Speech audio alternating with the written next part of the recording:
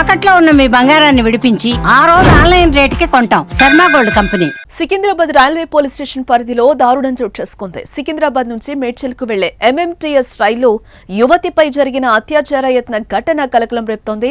రైలు బోగీలో ఒంటరిగా ఉన్న యువతిపై ఓ యువకుడు అత్యాచారానికి ప్రయత్నించడంతో అతని నుంచి తప్పించుకునే క్రమంలో రైలు నుంచి దూకిన యువతికి తీవ్ర గాయాలయ్యాయి. దీంతో ఆమెకు తీవ్ర గాయాలు కావడంతో గాంధీ ఆసుపత్రి నుంచి చికిత్స అందిస్తున్నారు. ఇక ఈ ఘటనపై కేసు నమోదు చేసుకున్న రైల్వే పోలీసులు విచారణ చేస్తున్నారు.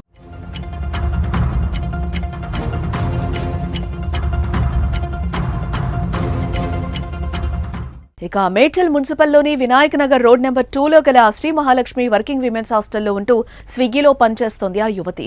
ఈ క్రమంలోనే ఈ నెల 22వ తేదీన సాయంత్రం మేడ్చల్ రైల్వే స్టేషన్ కు వెళ్లి అక్కడి నుంచి MMTS ట్రైన్ ఎక్కి సికింద్రాబాద్ రైల్వే స్టేషన్ కు చేరుకుంది.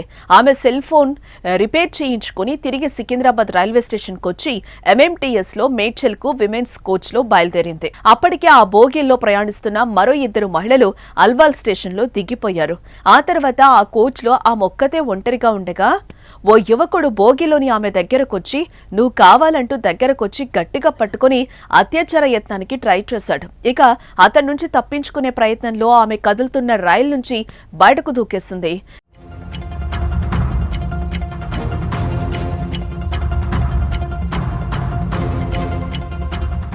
కోంపల్లి సమీపంలోని రైలు బ్రిడ్జ్ వద్ద కింద పడి గాయపడి ఉన్న ఆమెను గుర్తించిన స్థానికులు 108కు సమాచారం అందించడంతో అక్కడికి చేరుకున్న సిబ్బంది ముందుగా ప్రథమ చికిత్స చేసి మెరుగైన చికిత్స కోసం గాంధీ ఆసుపత్రికి తరలించారు. గాంధీ ఆసుపత్రిలో చికిత్స అనంతరం యువతిని డిశ్చార్జ్ చేసిన వైద్యులు బాధితురాల దగ్గర నుంచి పోలీసులు స్టేట్మెంట్ రికార్డ్ చేశారు. దాని ఆధారంగా కేసు నమోదు చేసుకుని దర్యాప్తు చేపట్టారు. ఇక బాధితురాలి స్వస్థలం అనంతపురం జిల్లా ఉరవకొండగా తెలుస్తోంది.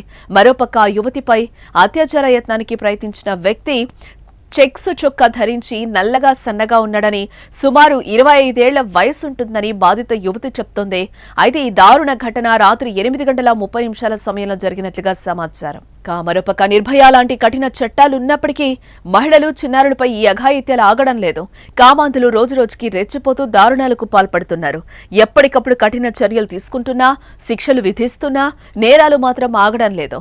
దీంతో మహిళలు ఒంటరిగా బయట తిరగాలంటే భయపడాల్సిన పరిస్థితి వచ్చిందంటూ పలువురు ఆవేదన వ్యక్తం చేస్తున్నారు.